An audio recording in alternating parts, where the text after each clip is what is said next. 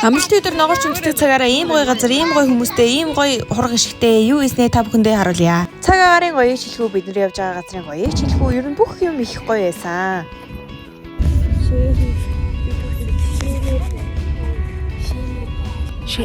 Бид нар агентлагаараа Сэлэнг аймгийн зүүн бүрэн сумд маш чухал ажиллаар ирсэн байгаа. Тэгээд лишиг хурагтайгаа найзлаа зураг хөргөө авахулчаад бид нар шууд идэж эхэлсэн.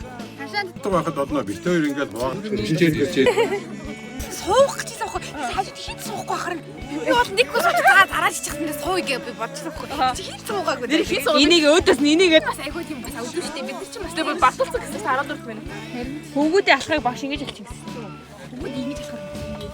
Дараа нь бид нар гол устайгаа ангартаа сайхан агаарлаа зогссон байдаг байгаа. Нөгөө нэг зураг авахуулаад байсан найзууд маань ороод ирд юм да. Oh, you guys.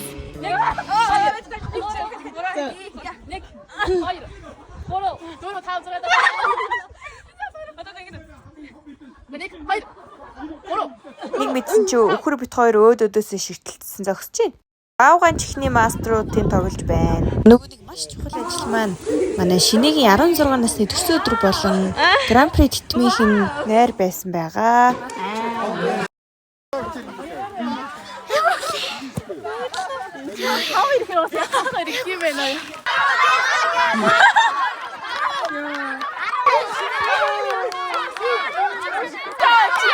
Тэгээд би бүр ийм гоё зураг авахуулаад энэ цэцэг мэтгийг нь л харж бүр үнэхээр 100 болох гээд байгаа нь бүр мэдрэгдсэн шүү. Миний видео дуустал үзсэнд баярлалаа.